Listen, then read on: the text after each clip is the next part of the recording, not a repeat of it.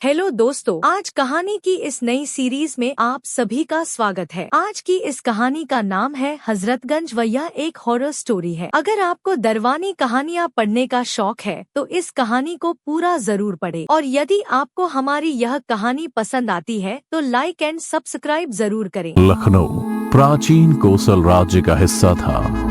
ये भगवान राम की विरासत थी जिसे उन्होंने अपने भाई लक्ष्मण को समर्पित कर दिया था। अतः इसे लक्ष्मणावती, लक्ष्मणपुर और लखनपुर के नाम से जाना गया, जो बाद में बदलकर लखनऊ हो गया। पर असल में लखनऊ एक चीज के लिए और फेमस है, जो है इस शहर से जुड़ी भूतिया कहानियां। जब लखनऊ विश्वविद्यालय के लाल बहादुर शास्त्री हॉस्टल में पढ़ने वाले 3 दोस्तों के बीच शर्त लगी कि किसमें इतनी हिम्मत है जो बेरी गारत के अंदर एक रात बिता सके, क्योंकि यहाँ वो कब्रिस्तान है जिसमें 1857 की जंग में मारे गए अंग्रेजों को दफनाया गया था। खैर, उन दोस्तों में से एक ने हिम्मत दिखाई और शर्त कबूल कर ली। अगले दिन तीनों दोस्त विश्वविद्यालय से निकले और नदवा कॉलेज और पक्का पुल के रास्ते से होते हुए रेजिडेंसी पहुंचे।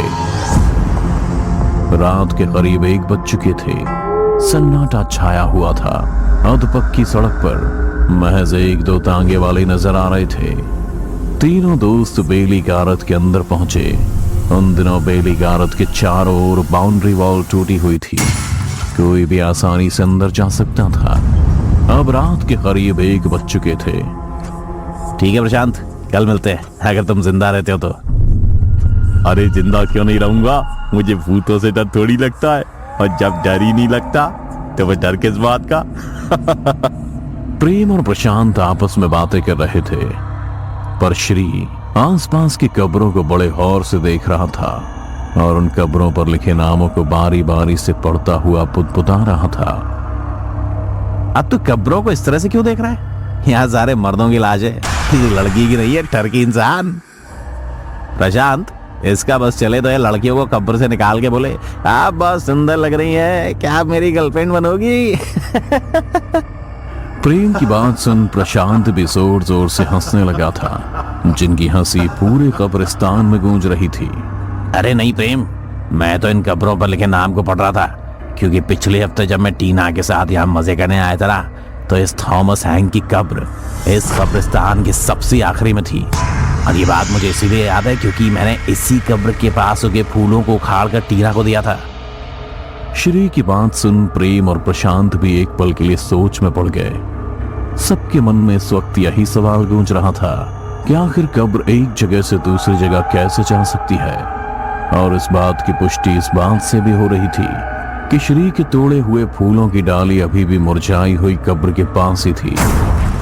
अच्छा ठीक है, अब मुझे और उल्लू मत बनाओ, मुझे डराने की तुम्हारी कोशिश किसी काम की नहीं, समझ गए? मैं इस कब्रिस्तान पे अब कल से वही आऊंगा, कोई जिंदा। चलो जाओ तुम दोनों, मुझे अकेला छोड़ दो। प्रशांत की बात सुन श्री और प्रेम कुछ नहीं बोले और आपस में बात करते हुए कब्रिस्तान से बाहर आ गए। प्रशांत भी अपने दोस्तों को कब्रिस्तान से बाहर जाता देख साफ देख रहा था। उनके जाने के बाद प्रशांत उसी थॉमस हैंक की कब्र के ऊपर बैठ जमीन पर उगी घास को नोचने लगा।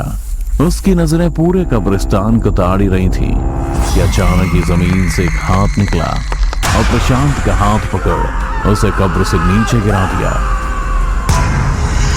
उसने जब आसपास देखा तो उसे कोई नहीं दिखा, पर जब उसकी नजर अपने ही हाथ पर गई तो उसका हाथ किसी के नाखूनों से नुचा हुआ था, जिससे खून निकलने लगा था। उसने खुद को संभाल एक बार फिर कब्रिस्तान को देखा तो उसे धुएं का बड़ा सा अंबार दिखा, जो उसी को घेरने उसकी तरफ बढ़ रहा था। इससे पहले कि वो कुछ समझ पाता, धुएं ने उसे घेर लिया, जिसकी वजह से उसका दम घुटने लगा।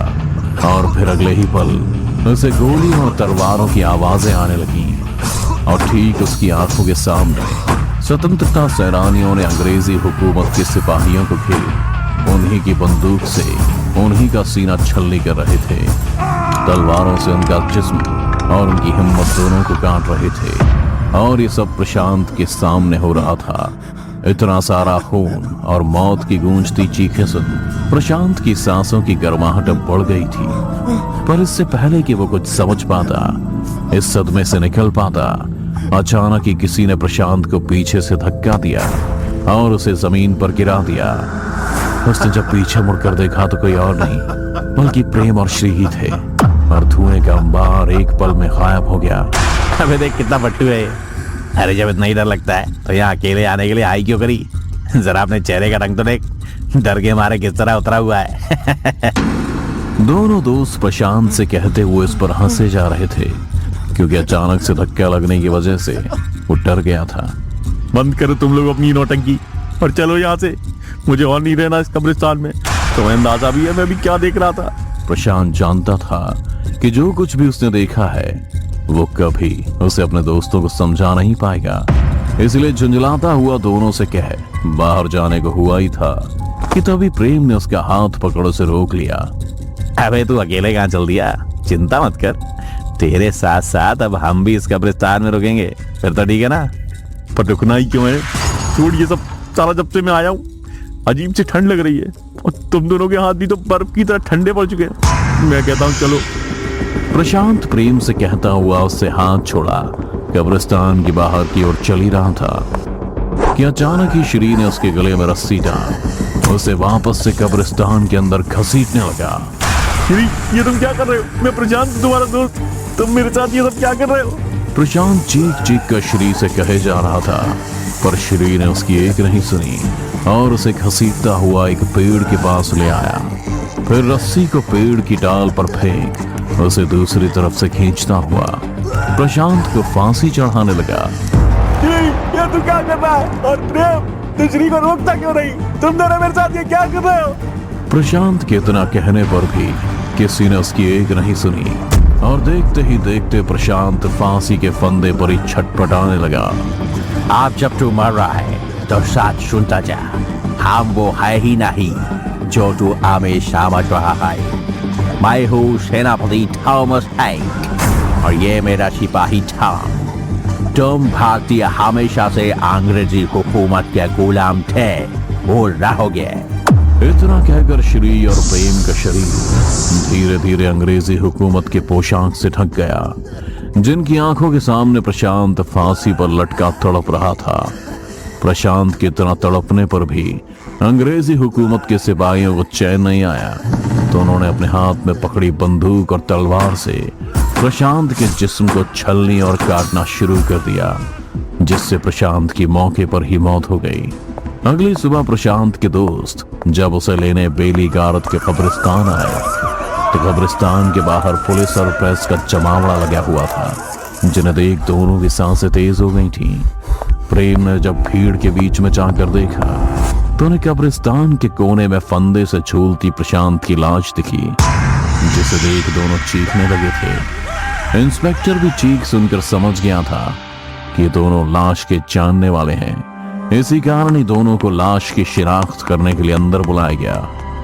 श्री और प्रेम ने जब प्रशांत की लाश को गौर से देखा तो उनकी भी रूह कांप गई। गला जोर से दबने की वजह से प्रशांत की आंखों की पुतलियां फटकर बाहर आ गई थीं। आंखों की जगह दो काले गड्ढे दिखाई दे रहे थे और नीचे जमीन पर खून ही खून बिखरा हुआ था। साथ ही गोलियों के खाली कारतूस भी बिखरे पड़े थे, पर प्रशांत के जिस्म पर कट का एक भी निशान नहीं था।